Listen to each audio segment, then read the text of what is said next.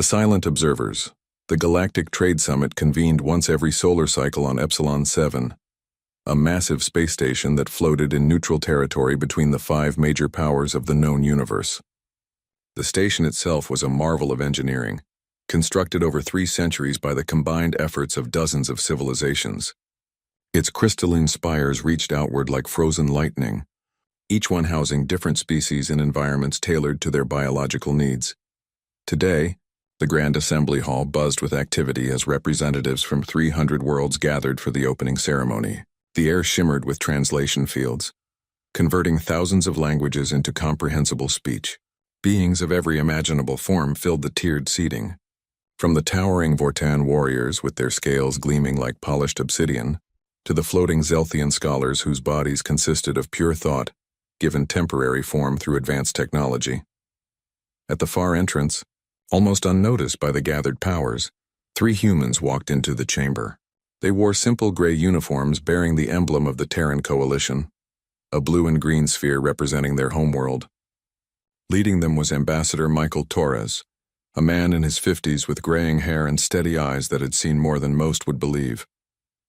Beside him walked Dr. Lisa Chen, Earth's chief scientific advisor, and Captain James Morrison, a decorated officer from Earth's Defense Forces.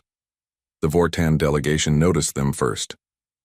Commander Zrathek, a massive warrior standing nearly 3 meters tall, observed the humans with barely concealed amusement.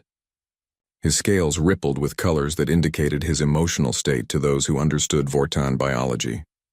Currently, those colors showed dismissive contempt. The mammals from Sol 3 have finally arrived, Zrathek rumbled to his subordinates, his voice carrying across the chamber despite his attempt at discretion. Look at them. No natural armor, no enhanced strength, no telepathic abilities. What did they do to earn a seat here? Discover fire? Laughter rippled through the Vortan section. Several other delegations turned to observe the humans, their curiosity mixed with condescension. The humans were indeed unremarkable by galactic standards. They stood at average height, possessed no visible weapons or defensive capabilities, and moved with a cautious uncertainty that suggested they were overwhelmed by their surroundings. Ambassador Torres led his team to their assigned seats in the lower tier, a section reserved for newly inducted members and species of minimal galactic significance. He had expected this reception. Earth's introduction to the wider universe had been recent and abrupt, occurring only 5 years earlier, when a Zelthian exploration vessel had detected radio signals emanating from the Sol system. The Zelthians had been intrigued enough to investigate. What they found was a species that had just achieved basic space travel, possessed primitive weapons technology, and showed no signs of the advanced capabilities that marked truly civilized races. No faster-than-light communication, no quantum computing, no genetic enhancement programs. The Zelthians had cataloged humanity as a Class 7 developing species. Interesting but ultimately insignificant on the galactic stage. High Scholar Verath, the leader of the Zelthian delegation, observed the humans from his elevated platform. His form flickered slightly, a sign of active thought processes. Unlike the Vortans, who judged species by military might, the Zelthians measured worth through intellectual achievement and technological advancement. They have shown no breakthrough innovations, Verath communicated telepathically to his fellow scholars. Their mathematics are functional but unrefined.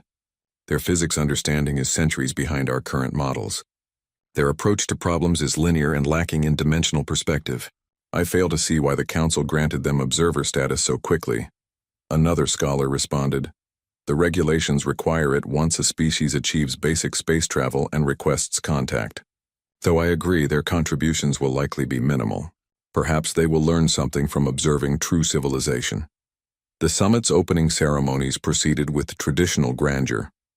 The station's central AI announced each delegation, highlighting their achievements and contributions to galactic society.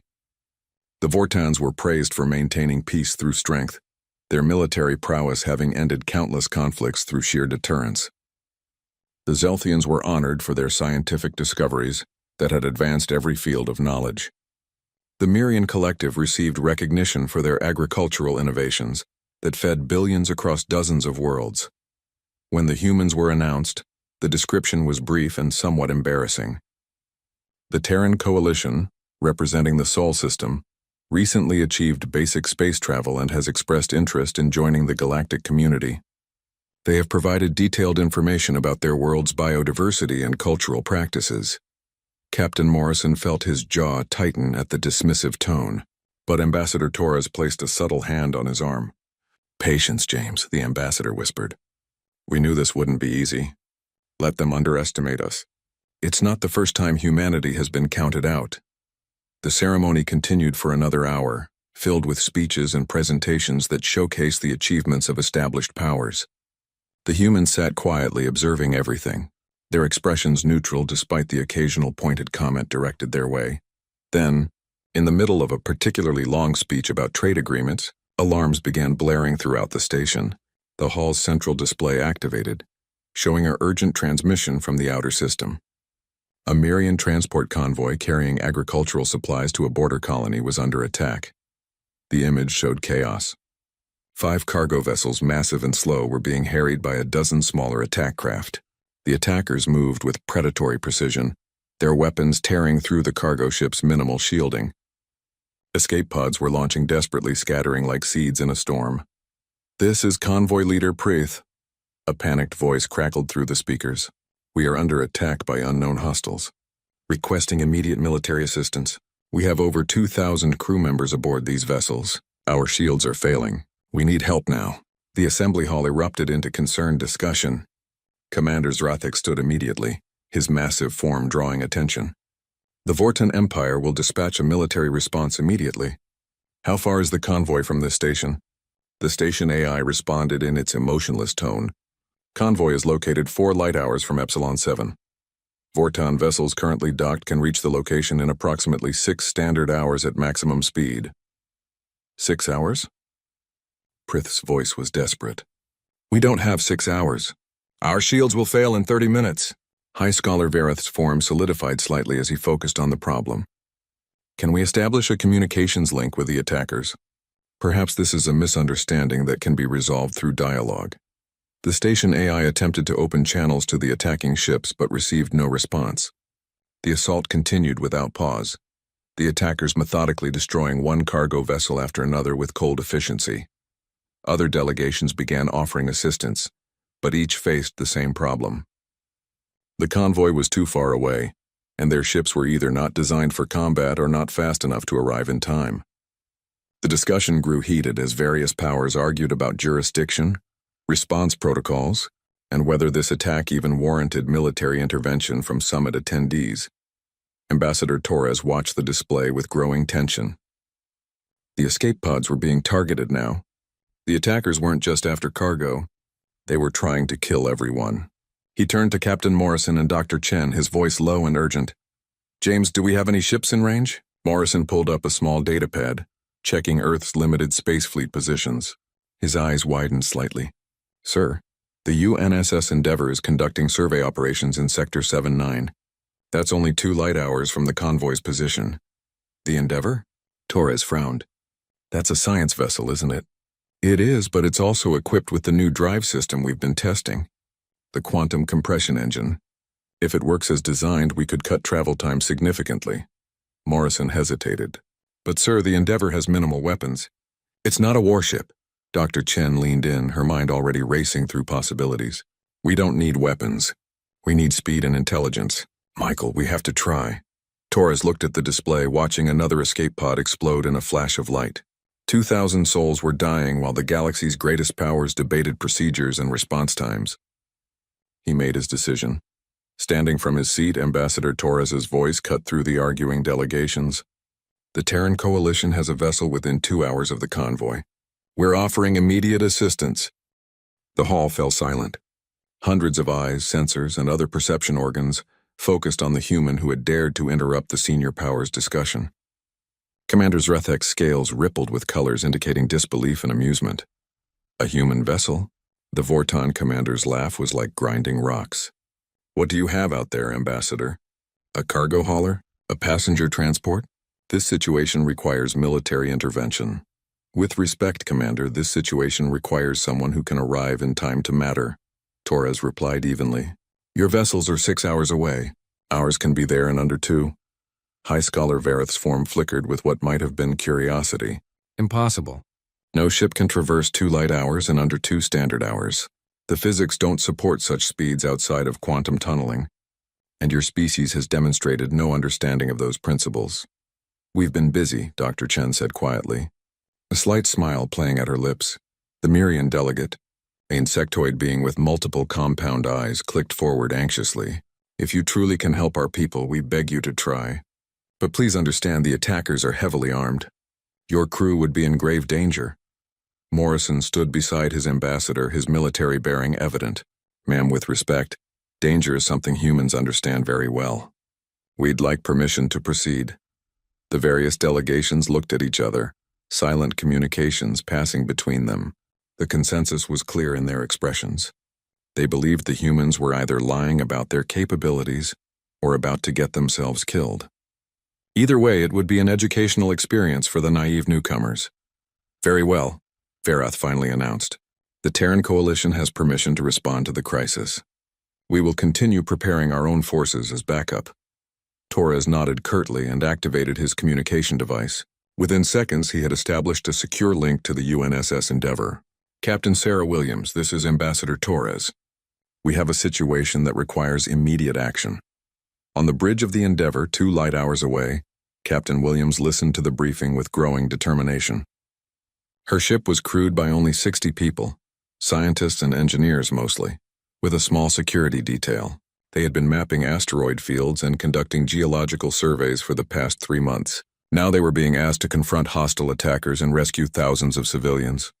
Sir, Williams responded, her voice steady despite the impossible task before her. The Endeavour is not equipped for combat operations, but we'll do everything we can. Engaging quantum compression drive now.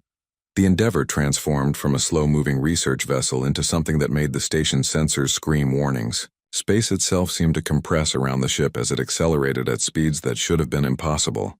The human vessel disappeared from conventional tracking, moving through space in a way that the gathered powers had never witnessed from such a primitive species. In the assembly hall, shocked silence prevailed as the tracking data updated. The human ship was moving at velocities that matched their most advanced military vessels, perhaps even exceeded them. Commander Zrathek's scales lost their amused colors, replacing them with shades that indicated confusion and grudging interest. How? High Scholar Vareth's form solidified completely, all his processing power focused on analyzing the data. This is impossible. Their technology was assessed as primitive. There must be an error in the readings, but there was no error. The UNSS Endeavour was racing toward the besieged convoy, at speeds that challenged everything the galaxy thought they knew about human capabilities. And on board that ship, Captain Williams and her crew were about to demonstrate that humanity's greatest strength had nothing to do with technology. It was something far more dangerous. The ability to adapt, to improvise, and to never give up when lives were on the line. The awakening. The UNSS Endeavour dropped out of quantum compression 200,000 kilometers from the embattled convoy. Captain Sarah Williams stood on her bridge, a compact space filled with scientific equipment that had been hastily repurposed for this emergency. Her crew of 60 watched their displays with intense focus, many of them scientists who had never expected to face combat situations. Status report, Williams commanded, her voice calm despite the adrenaline coursing through her veins. Lieutenant Marcus Webb, her tactical officer and one of the few actual military personnel aboard, studied his sensors. 12 hostile vessels, frigate class by their energy signatures. They're using plasma-based weapons, standard galactic military hardware, 5 cargo ships in the convoy. 3 are already critically damaged. I'm reading multiple hull breaches and life support failures. Escape pods are scattering, but the hostiles are targeting them. Williams felt anger rise in her chest. Targeting escape pods was a violation of every civilized warfare convention, human or otherwise. Identify the attackers. Working on it, Captain. Cross-referencing with the galactic database Ambassador Torres uploaded. Webb paused, his expression darkening. Got them. Krillian Raiders. They're listed as a mercenary group operating outside Council jurisdiction, known for scorched earth tactics and taking no prisoners. Dr. Raymond Foster, the ship's chief scientist, looked up from his station with alarm. Captain, the Krillians have a reputation. They don't negotiate, they don't retreat, and they never leave witnesses. If we engage them, they'll come after us with everything they have. Then we'd better make sure our first move counts, Williams replied. She activated the ship-wide communication system. All hands, this is the captain. We're about to do something that doesn't appear in any manual. We're a science vessel facing military-grade hostiles. We don't have heavy weapons, we don't have reinforced armor, and we're outnumbered 12-1. What we do have is something these raiders have never encountered before. She paused, letting her words sink in. We have human ingenuity. We have the ability to look at impossible situations and find solutions that no one else would consider. Lieutenant Webb, what's the status of our experimental systems? Webb consulted his display. The quantum compression drive is operational but needs a 30-minute cooldown before another jump. The electromagnetic pulse generators we installed for clearing debris fields are fully charged. The mining drones we've been using for asteroid sampling are ready for deployment, and the sensor array modifications Dr. Foster designed for deep space scanning are online. Good. Williams turned to Foster. Raymond, those sensor modifications, can they be weaponized? The scientist blinked in surprise. Weaponized? Captain, they're designed to detect geological formations. They work by sending out concentrated electromagnetic pulses and analyzing the returns. Concentrated electromagnetic pulses, Williams repeated slowly. What would happen if we directed those pulses at a ship's sensor array? Understanding dawned on Foster's face. It would overload their systems, temporarily blind them. But Captain, the range is limited, maybe 50,000 kilometers at most. Then we get close. Williams smiled grimly. Marcus, plot an intercept course that brings us within range of the lead hostile. Raymond, prepare to hit them with everything our sensors can generate. I want their entire sensor suite overloaded. Back on Epsilon 7, the gathered delegations watched the human ship's approach with growing confusion. Instead of hanging back and assessing the situation as any sensible commander would do, the Endeavor was accelerating directly toward the hostile fleet. They're committing suicide, Commander Zratek observed, though his tone held less certainty than before. No single ship can engage 12 hostiles and survive. High Scholar Vareth's form flickered rapidly, processing multiple scenarios. Their approach vector is unusual. They're not moving like a military vessel. There's no tactical positioning, no attempt to use the convoy ships as cover. They're simply flying straight at the enemy. Ambassador Torres watched the display with his arms crossed, his expression unreadable. Dr. Chen stood beside him, a slight smile on her face. They're not thinking like military commanders, she said quietly. They're thinking like scientists solving a problem. The Krillian raiders noticed the approaching human ship and responded with predatory interest. Their leader, a being known as Shakros, observed the newcomer on his command display.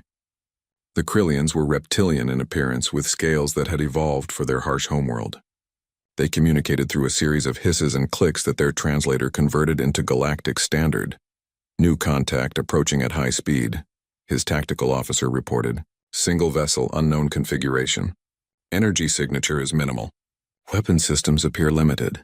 Shakros's forked tongue flickered with amusement. One ship? They send one ship to challenge us? What foolish species would attempt such stupidity? Database identifies them as humans, Commander. Recently contacted species from the Outer Rim. They're classified as primitive by galactic standards. Primitives playing hero. Shakros made a sound that approximated laughter. Destroy them quickly, then return to finishing off these cargo ships. No witnesses, as always. 3 Krillian vessels broke formation and moved to intercept the Endeavor, their plasma cannons charged, ready to vaporize the presumptuous human ship in a single coordinated strike. They closed to firing range, targeting solutions locked, fingers on triggers. Then the Endeavor did something completely unexpected. The ship rotated 180 degrees without changing its velocity, a maneuver that should have been impossible for a vessel of its size. Its sensor array, now pointing directly at the 3 Krillian ships, unleashed a concentrated electromagnetic pulse designed to penetrate asteroid fields and analyze deep geological structures. The effect on military-grade sensor systems was catastrophic. The 3 Krillian ships went blind instantly. Their targeting computers crashed, their communication systems overloaded, their navigation displays showing nothing but static. The ships tumbled through space, their pilots desperately trying to regain control of systems that had been overwhelmed by an attack they had never anticipated. What happened? Shakros roared at his communications officer. Report. Unknown, Commander. All 3 ships report total sensor failure. They're operating on manual controls only. Whatever the humans did, it fried every detection system they had. On the Endeavor, Williams watched the chaos with satisfaction. That worked better than expected. Deploy mining drones pattern Delta 7. 20 small drones launched from the Endeavor's cargo bay. Each one was designed for drilling into asteroids and collecting samples, equipped with powerful cutting lasers and magnetic clamps. Under Webb's control, they swarmed toward the blinded Krillian vessels like angry hornets. The drones attached themselves to the hostile ships' hulls and began cutting. Not through the armor, that would have taken too long, but through sensor arrays, communication antennas, and weapon targeting systems. Within minutes, the 3 Krillian ships were completely deaf, blind, and unable to fire accurately. Shekros watched his tactical display with growing alarm as 3 of his vessels went completely dark. All ships converge on the human vessel. Concentrate fire. The remaining 9 Krillian ships abandoned their assault on the convoy and turned toward the Endeavor. Their plasma cannons lit up space with brilliant streams of superheated energy. Williams had anticipated this response. Execute evasive pattern Omega-3, she ordered. Raymond, I need you to do something with our shields. Our shields? Foster looked confused. Captain, we have basic deflector shields designed to protect against micrometeoroids. They won't stop military-grade plasma weapons. I don't need them to stop the weapons. I need them to scatter the plasma. Can you modulate the shield frequency to create interference patterns? Foster's eyes widened as he understood. Yes! If we cycle the shield harmonics rapidly, the plasma will disperse before impact. It won't stop the attack completely, but it will reduce the effective damage by 60, maybe 70%. Make it happen. The Endeavor danced through space with an agility that shouldn't have been possible for a vessel its size.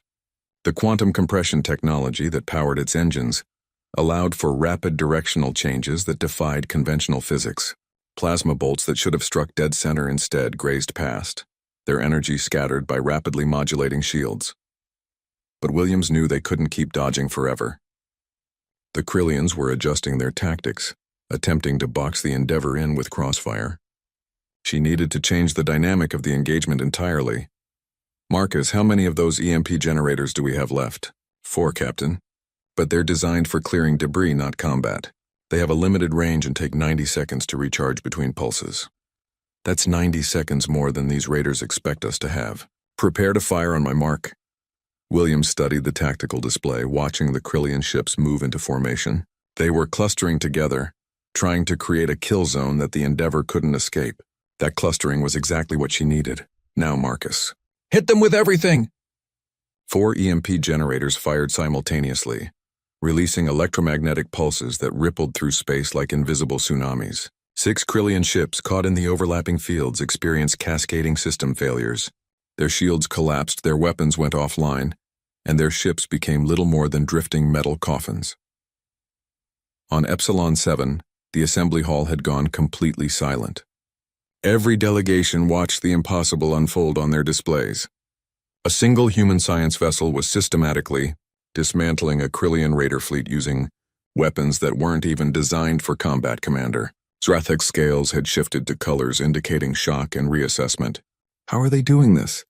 Those ships have military-grade defenses. The Krillians are trained warriors.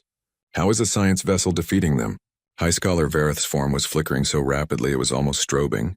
They're not fighting like any species we've encountered. There's no formal military doctrine in their tactics. They're improvising, using equipment in ways it was never designed for. It's chaotic, unpredictable, and absolutely devastating. Ambassador Torres allowed himself a small smile. That's humanity in a nutshell, High Scholar. We don't follow the rules because we often don't know what the rules are. We see problems and we solve them with whatever tools we have available. Back in the combat zone, only 3 Krillian ships remained operational. Shakros stared at his displays in disbelief. 9 of his 12 ships were disabled or destroyed by a single vessel, crewed by primitives. It was impossible, yet it was happening. Retreat, he ordered, his voice hollow with shock. Jump to hyperspace immediately. But Captain Williams had anticipated this as well. While the Krillians had been focused on the Endeavor, she had deployed another set of mining drones throughout the battle space. These drones weren't equipped with cutting lasers. They were carrying the ship's emergency beacon transmitters, modified to emit powerful jamming signals. When the 3 remaining Krillian ships tried to engage their faster-than-light drives, they found their navigation computers overwhelmed with conflicting signals. Jumping to hyperspace without proper navigation was suicide, a one-way trip into a star or worse. Williams opened a communication channel to the Krillian command ship. Her face appeared on Shakross's display, and the raider leader saw something in her eyes that chilled him. It wasn't anger or hatred. It was cold, calculated determination. Krillian vessels, this is Captain Williams of the UNSS Endeavour. You have 3 options. 1. Surrender immediately and prepare to be boarded. Your crews will be held for trial by Galactic Council authorities. 2. Attempt to flee and be destroyed. Your navigation systems are currently compromised, and any jump attempt will be fatal. 3. Continue fighting and be disabled like your other ships. Shakross's mind raced. He had raided dozens of convoys, attacked hundreds of ships, and never once had he been defeated. Now this human, this primitive from a species the galaxy dismissed as insignificant, had outmaneuvered him at every turn. You've won this engagement, human, Shakross hissed. But know this, the galaxy will fear you now. When others see what you've done here, they won't see heroes. They'll see a dangerous unknown. You may have saved these civilians, but you've marked your entire species as a threat. Williams' expression didn't change. Then they'll finally be seeing us clearly. We're not looking for fear, Commander, but we won't be overlooked anymore either. Now, what's your choice? There was a long pause. Then, one by one, the 3 remaining Krillian ships powered down their weapons and shields. Shakross's voice came through the communication channel, defeated and bitter. We surrender. The Endeavour immediately dispatched rescue teams to the damaged convoy ships. Human crew members, many of them scientists with no combat training, worked alongside the grateful Mirian crew to stabilize life support and rescue trapped personnel. Dr. Foster used his geological analysis equipment to locate survivors behind collapsed bulkheads. Lieutenant Webb coordinated the recovery of escape pods, ensuring every single person was accounted for. Within 3 hours, all 2,300 convoy members were safe. Not a single life had been lost after the Endeavour's arrival. The human crew had suffered minor injuries from the violent maneuvering, but nothing serious. On Epsilon 7, Ambassador Torres received a communication request from High Scholar Verith. When the connection established, the Zelthian's form was solid and focused, all hints of condescension gone from his mental voice. Ambassador Torres, the Council requests your presence in the High Chamber immediately. Torres, Dr. Chen, and Captain Morrison entered the High Chamber to find all senior delegates assembled. The atmosphere had changed completely from the dismissive reception they'd received hours earlier. Now, hundreds of eyes watched them with a mixture of respect, wariness, and in some cases, fear. Commander Zrathek spoke first, his scales showing colors of grudging respect. Ambassador Torres, humanity has demonstrated capabilities far beyond our initial assessments. Your quantum compression technology, your tactical adaptability, your unconventional approach to warfare, these are not the traits of a primitive species. High Scholar Vereth's form flickered thoughtfully. We have analyzed the engagement extensively. Your crew faced impossible odds and achieved total victory using improvised tactics and repurposed civilian equipment. This suggests a level of creative problem-solving that we have never encountered. We must reassess our evaluation of your species entirely. Torres nodded slowly. High Scholar, Commander, with respect, you assessed us based on what you expected to see. You looked for the technologies you understand, the capabilities you recognize. You didn't look for what makes humanity unique. And what is that? The Mirian delegate asked, her compound eyes focused intently on the human ambassador. Dr. Chen stepped forward. Adaptability. Every species in this chamber evolved to fit specific environmental niches. You developed technologies that enhanced your natural strengths. Humanity had no such advantages. We were persistence hunters on a hostile world. We survived not by being the strongest or the fastest, but by being able to adapt to any situation, to solve any problem, to never give up no matter how impossible the odds seemed.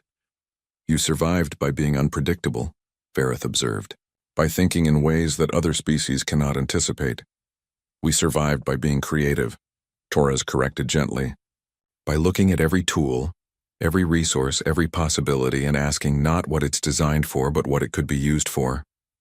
That's what Captain Williams did today. She had a science vessel and she turned it into a warship. She had mining drones and she turned them into weapons. She faced an impossible situation and she made it possible. The chamber fell silent as the delegates absorbed this. Finally, Commander Zrathek stood, his massive form dominating the space. Ambassador Torres, the Vortan Empire wishes to propose immediate elevation of humanity to full council membership. Your species has proven itself worthy through action. Other delegations voiced their agreement. The Zelthians, the Myrians, even species that had barely acknowledged humanity's presence, now spoke in favor of full recognition. But Torres raised his hand, surprising everyone. We appreciate the offer, truly. But humanity doesn't want a seat on this council because we've proven we can fight. We want it because we can contribute.